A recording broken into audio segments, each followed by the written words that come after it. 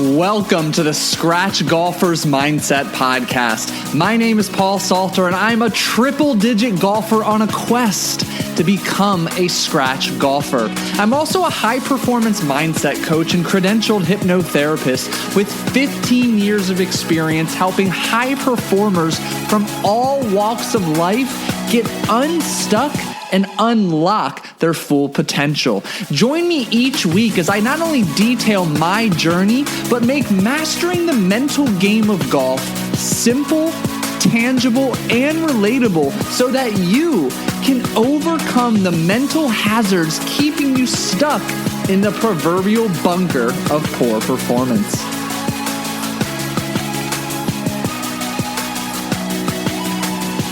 It's Friday morning. It's 10 a.m. It's been a long yet productive week of work thus far. You've been up since 5:15 in the morning, knocking out your highest priority tasks for the day. And now it's time to pull up to your local driving range to squeeze in an hour of range practice before playing your second round of 9 holes on the upcoming Sunday. And that is how our journey begins this morning. Yet, what comes after this moment, a mere 5 minutes away from pulling up to the driving range, may surprise you. Yet, may also be incredibly 5 minutes away from the driving range, I began to notice a little bit of tension in my chest. And this tension slowly permeated to not only grow stronger in intensity as I walked in to use the bathroom at the clubhouse, made my way to the ball dispenser, placing in a couple of tokens, racking up a couple of balls.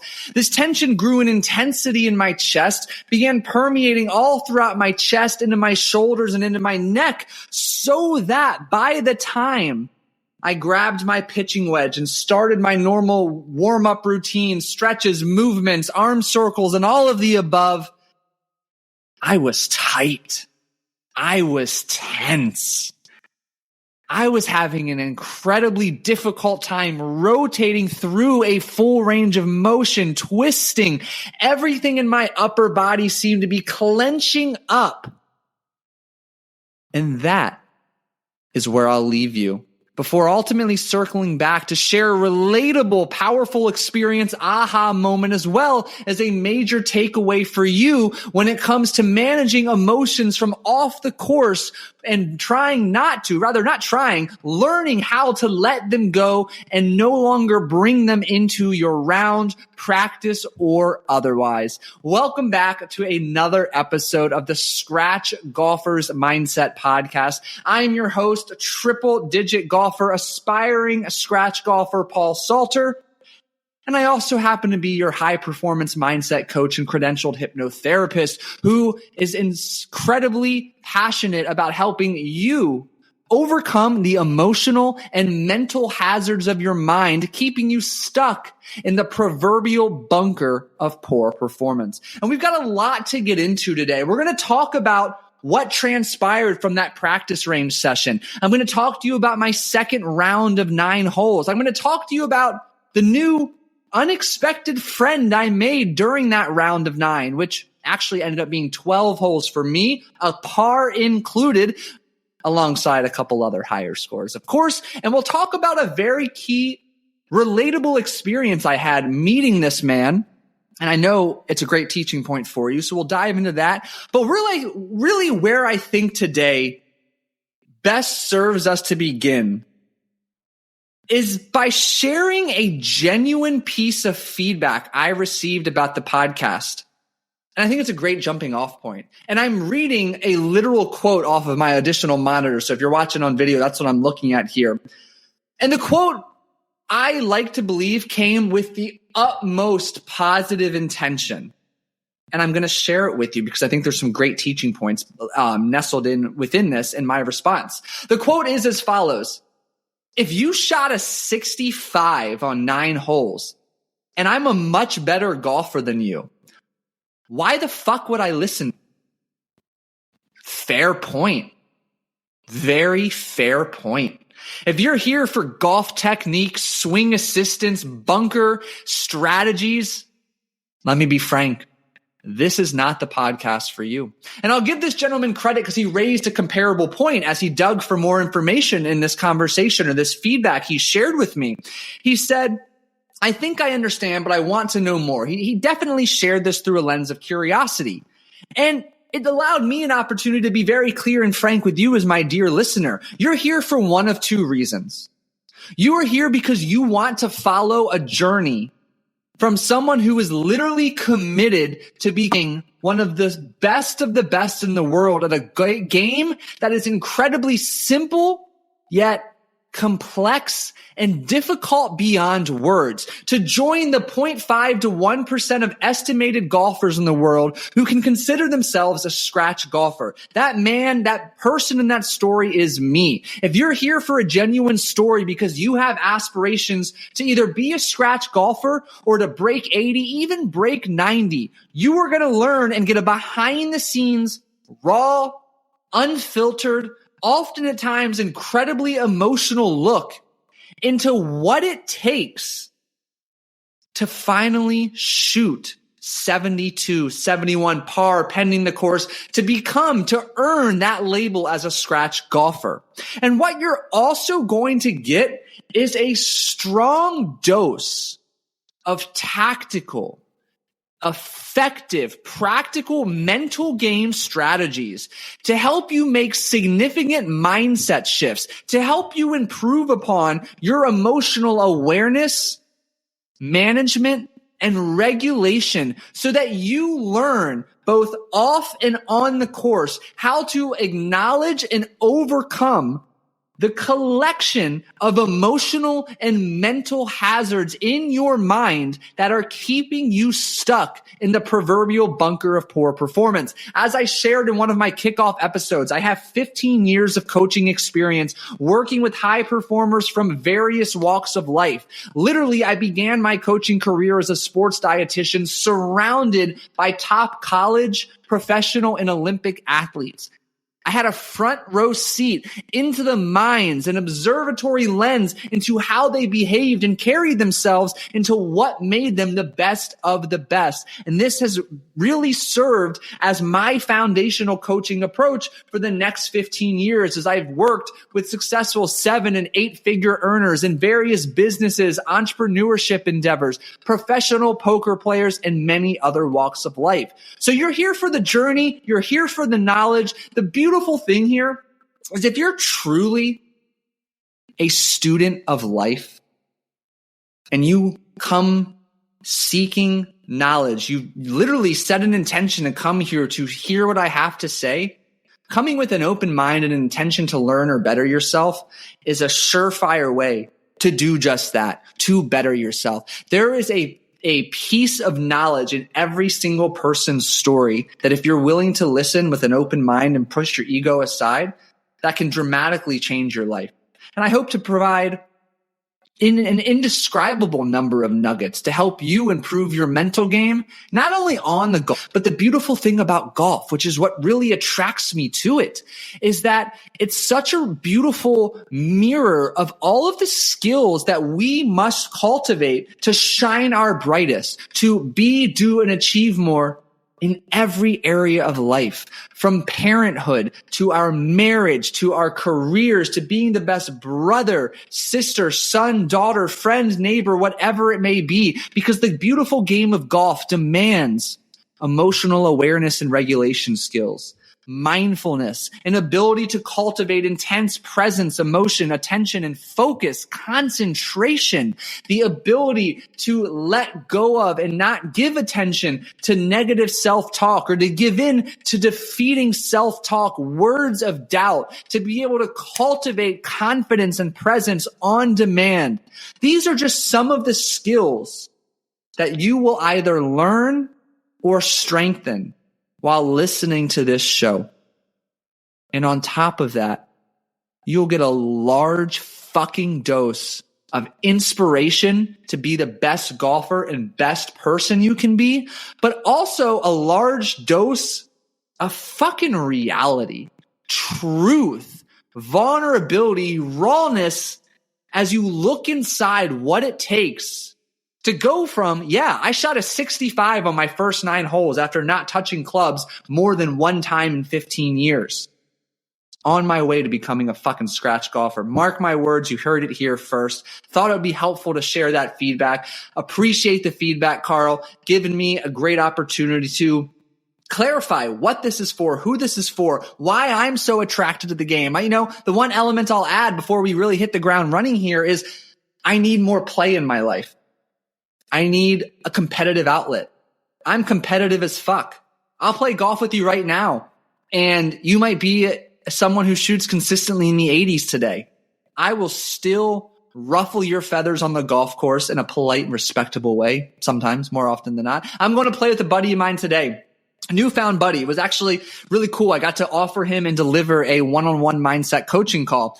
And he, to be frank, he might be more competitive than me. This motherfucker wants to banter, wants to talk shit every step of the way. And I plan to give it right back, knowing that he shoots low to mid 80s and I'm not there yet, but I will be. And I still have so much fun putting pressure on people, getting the pressure placed on me. That competitive atmosphere, that playfulness is a beautiful outlet of life to express and enjoy life, all that I am, while also locking into that fun, indescribable flow state. So I leave you with that, and I pick back up with our story from last Friday. So it's Wednesday, May 1st as I record this. It's going out tomorrow, May 2nd. This takes us back to, I don't know what that date technically is. Let me go backwards. April 26th, I believe. So it's Friday morning. I believe it's 9 or 10 a.m. I can't recall at this point. And I've gotten up early. I've gotten my 3 biggest to-dos done for the day, and I am playing golf. Rather, going to the driving range for a good hour into my day. And I start to notice as I get a few minutes out from the course and all the way throughout at least the first 30 minutes of my range session, I am overwhelmingly tense, tight, short of breath, struggling to take a deep breath. And you can imagine that is not a recipe for a fluid and effortless golf swing. In fact, as humbling as it is to admit, I probably estimate that about 10% of my shots had decent contact and went to the direction I wanted them to. I was so tense and tight. I was either trying so hard. I was overcompensating on my backswing, trying to control the ball, hitting at the ball rather than swinging through. I couldn't shake the feeling. I backed away a couple of times. I let my mind wander. What's going on? Am I just overly excited that I'm getting to play more golf? It is a Friday morning and I've already gotten a lot of work done. Like, what's going on? Is there a little anxiety about it? Is it excitement, anxiety, overconfidence? Like, what is taking place? And I started to reflect a little bit. And after every 10 balls I hit, I would take a little lap. I'd try to focus on my breathing, do a few reset breaths. And the last 30 minutes or so, I was able to calm down a little bit. Not fully. And to be frank, it was an absolute horseshit show of a practice session. Yet the reward from that struggle became apparently and abundantly clear a few hours later when I was taking a hot shower after my next workout, and it dawned on me. I was not anxious about playing golf. Well, maybe a little bit, and I'll touch on that in a minute. I was not overly excited. The predominant emotion that was weighing me down, winding me so tightly, I had such a terrible time executing a decent swing, was that on a Friday morning at 10 a.m., when I had already gotten some work done and was out to treat myself, I felt guilty for being on the golf course in the middle of a workday with work left to be done still. And that guilt was so overwhelming. It took away from my performance. It sucked the fun out of the experience. And all in all, it was a difficult practice session, to say the least. And it forced me to really ponder and reflect, to really unpack why in the world I was feeling guilty for playing a game I love on a Friday morning. After, mind you, I get up at 5:15. I got shit done beforehand. And there's a lot of moving parts here. And the reason I want to share this with you is because when you are unable to let go of emotion from off the course and you bring it with you to a practice range or a competitive round session, you are ultimately bringing emotion that is likely to present as tightness, tension, or heaviness in your body, which negatively affects your swing. Because the core or root derivative of the word emotion is energy in motion.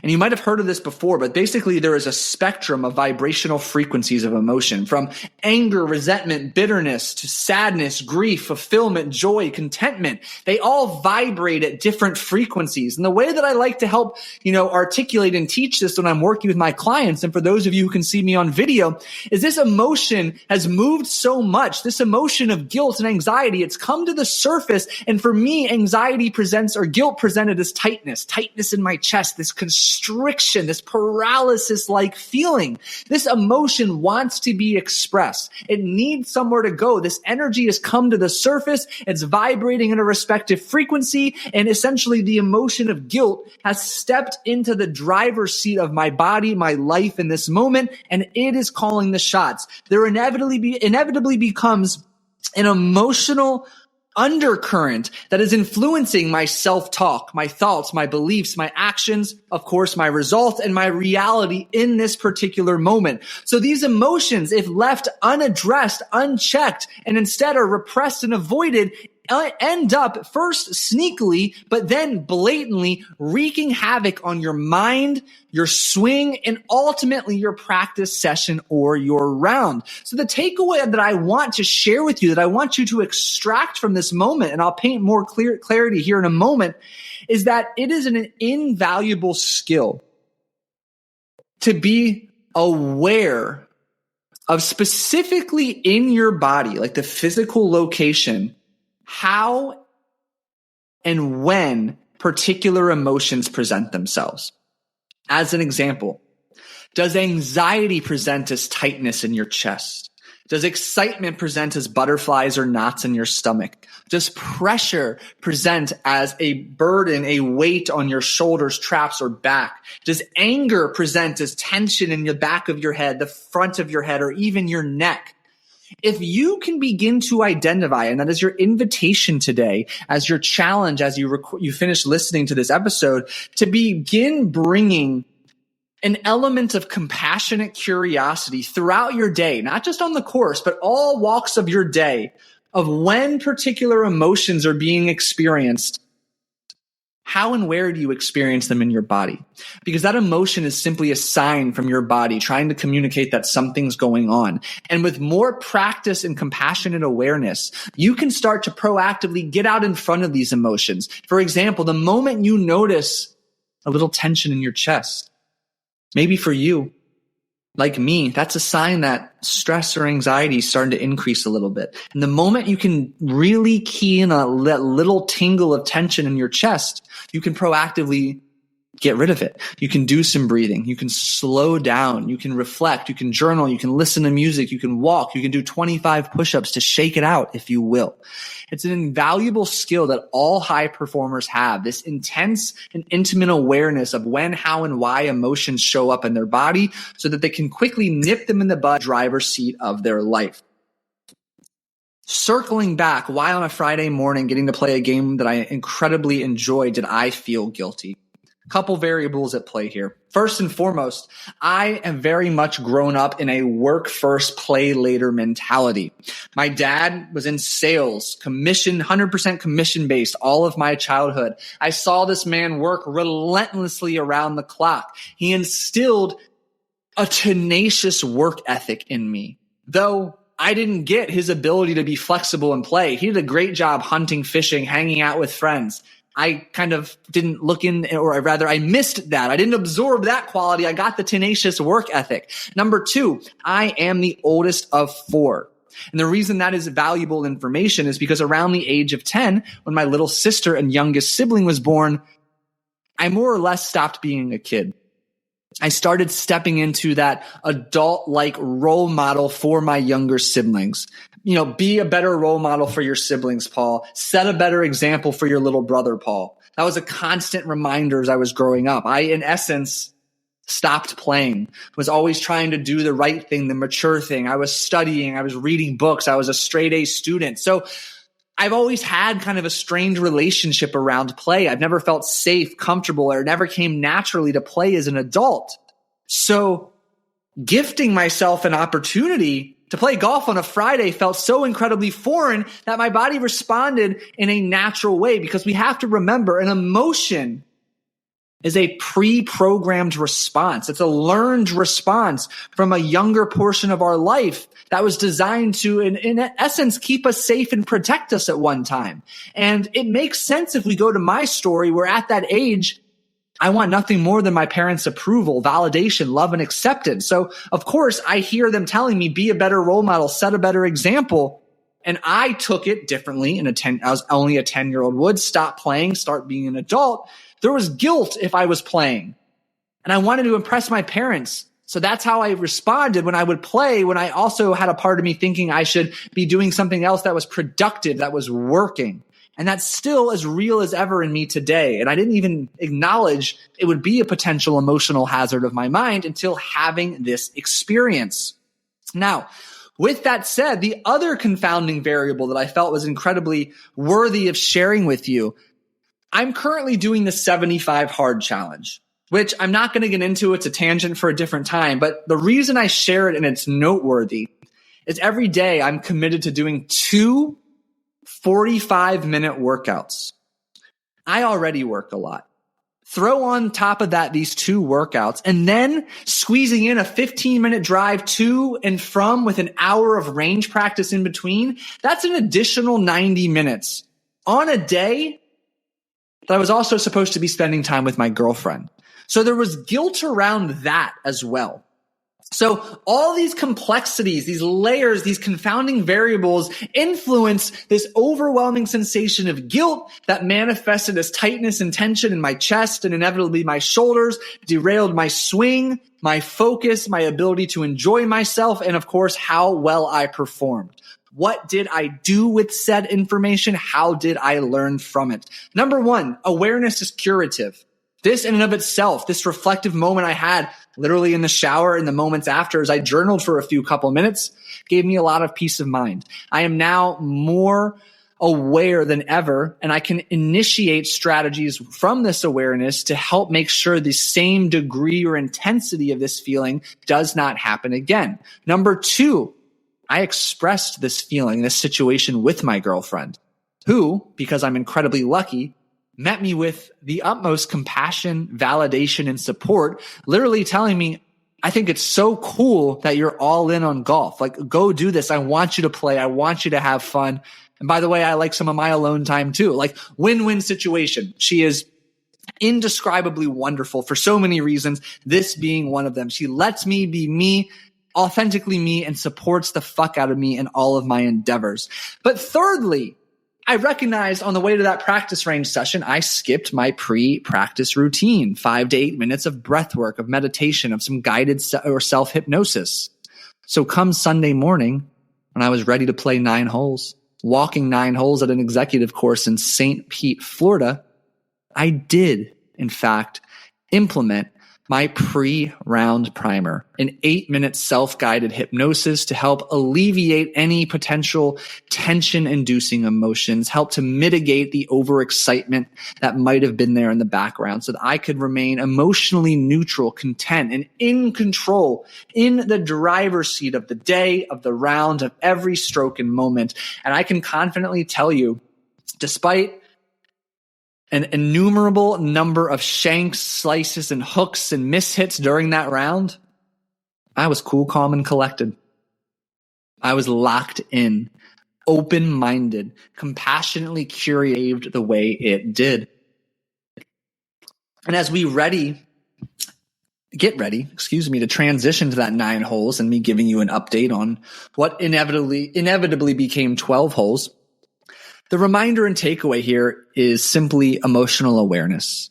being able to identify what emotions you may be bringing from off the course into the course, and having a strategy to help ensure you can let them go, leave them be, turn down the emotional volume of said emotion so that you can step into physically, emotionally, mentally, the ideal best situation you need to be in to play focused, present golf, to cultivate your unique, fluid, and effortless swing so you can shoot lower scores, have a very keen and intentional practice round, and have fun while doing so. And going the extra mile, start paying attention through a lens of compassionate curiosity, where and how particular emotions, anger, stress, grief, anxiety, sadness, joy, excitement, how and where do they present in your body? Pay attention. It's a wonderful sign to help you mitigate them and get in front of them before they take over and wreak havoc physical game. And as Sunday rolls around, it is April 28th now, and I'm playing 9 holes. I signed up with a tee time to play by myself, and a few minutes before my tee time, I noticed there's one individual walking in front of me, and the starter, it's a no-brainer, puts the two of us together. Now, when this gentleman introduced himself, he goes, "Hi, my name is Derek. Hey, I'm Paul. Nice to meet you." He goes, something along the lines of, "Derek, I don't want to misquote you, but you know what I'm talking about. It was so great to play with you." He says something more along the lines of, "I'm not that good a golfer," or like something like setting the bar incredibly low. And this stood out to me because here I am thinking, dude, you have no fucking clue. Like I just started playing again. And this was especially interesting when he goes to hit his first shot on roughly 120-yard par 3 hole. And it's a perfect apex trajectory, clean contact, ends up, I believe, a little bit right of the green, up around the fringe. And I'm like, dude, as far as I know, that was a beautiful shot. Nice job. You're a pretty damn good golfer. Again, one shot, limited sample size. Yet what I want to point out to you is Derek set the bar low. Derek set the expectation so that he couldn't come up short. This is an avoidance mechanism. This is a play it small, play it safe, protective mechanism deployed by his subconscious mind. And Derek, I am not psychoanalyzing you here. I see this pattern play out in so many walks of life and the clients I work with. But by setting this expectation, it's a defense mechanism deployed by your subconscious. And if you experience this too as a listener, it's because at one point in your life, you were not made to feel safe playing big, going after your goals, speaking highly or confidently about yourself or your ambitions. And the classic example that comes to mind is a client of mine who is a very successful online poker player. And we've started pushing the envelope a little bit, playing bigger buy-ins more consistently. And he's starting to notice that around the money bubble, around the final table bubble, he is just shooting himself in the foot, sabotaging behavior after the next.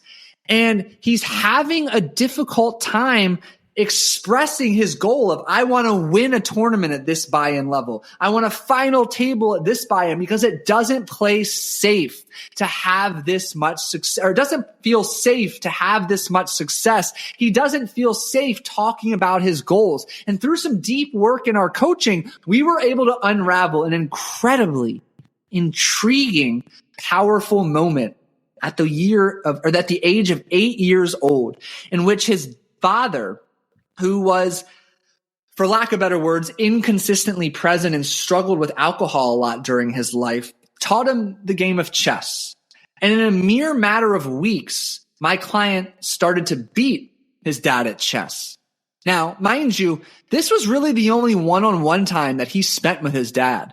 And he grew to cherish it because his dad was so absent more often than not. Yet, as he began to beat his dad stopped playing with him. As he began to express his goals of playing on the school team, wanting to take, his dad didn't help him. For that 8-year-old boy, that was heartbreaking, gut-wrenching to say the least. And it was in this moment that he learned it was to have these big brightly at a skill or a game he loved. And 30, 40 years later, it may sound silly and irrational, but at that moment in time, that bonding, that connection, that presence in time with his dad was everything. And he learned by shining brightly, expressing ambitious goals, it wasn't safe because that took away from the one thing he desired and needed most as an 8-year-old boy, the presence of his fucking father. And that collection of learned behaviors, this destructive mindset program began to take shape where he didn't feel safe going after his goals. He didn't feel safe achieving next fucking level success. And it wasn't until we got to the bottom of that, did the necessary healing and letting go work, that my man went on to start final tabling multiple higher buy-in tournaments and is on a wonderful upswing, if you will. But I share that because I'm guilty of it too. Like, I posed the question for you to ponder: where in your life are you afraid to speak confidently about who you are, what you do, or what goals you have? You heard me in my fucking trailer in every episode. I want to be a scratch golfer. I shot a 65 on my first round of 9. But I have no problem telling you I'm going to become a scratch golfer. I don't know when or how long it'll take, but I'm committed to see it through until the end because I believe in myself. I give zero fucks what anybody thinks. It's a level of belief and safety around going after my goals. And I'm not going to talk down to myself or lower my expectations depending the company I'm around, because every time I do that, every time you do that, you lower your expectations, you dim your light, you play it small. Your subconscious tries to bring that to reality. Your subconscious wants to make your thoughts real. So if you continue to speak unkindly, unfairly, lower the bar or the expectation, you create a massive sense of incongruency between what it is you really want and believe that you are capable of and deserving of versus what you're actually saying and articulating, whether it's to yourself or to those around you. And this incongruency always leads to your subconscious belief, the floor of your beliefs becoming your reality, because that's where your subconscious feels safe, and it will deploy every sabotaging behavior and then some to keep you stuck at this particular level of familiarity, predictability, and safety. Because ultimately, above everything, your subconscious has one primary objective, and that is to keep you. It does so by keeping you stuck in a pattern of predictability and familiarity. So Derek, thank you for the wonderful example. I am not picking on you by any means. It was a wonderful teaching point. Speak confidently about yourself, who you are, what you do, what your goals are. Shine your brightest, take up space. It is safe to be you. Now on to the 9 holes. It was a mixed bag of days, and I had 2 intentions coming into the day, and I encourage you to always have at least a singular intention or area of focus for each of your rounds and practice sessions. Number 1, my intention was emotional awareness and management. What did I need to do to avoid a repeat of the disastrous range session on Friday? And as I mentioned, I completed my pre-round routine. I'd give myself a score of 80% or higher on my pre-shot routine consistently. I took the time to examine most every shot through a lens of compassionate curiosity, almost as if my ball was an individual little TrackMan giving me immediate feedback on my swing, what was and what wasn't working. And number 2, I set the intention for some experimentation, curiosity, and adventure. I toyed around a lot with my pitching wedge, which is like 46-ish degrees maybe, my 60-degree sand wedge, and then I pulled out, I believe, my 52-degree wedge as well. Right now, I'm carrying like 17 clubs. Illegal, yes, but having fun playing and learning. So to be frank, I don't have many repetitions or swings under my belt with anything but my pitching wedge. So the sand wedge was new, and I enjoyed, my short game is much better than I expected. I enjoyed making a variety of different clean contacts with respective clubs and learning about the trajectory, the backspin, how much, hit and run was taking place depending which club I used. And because of this lack of experience, a lot of my chips came up short, or I chipped over the green despite perfectly clean contact. So lots of feedback, lots of room to grow, obviously. But I ended up shooting a combination of, I get there. I will say the biggest evidence struggle was off the tee box. I'm not sure.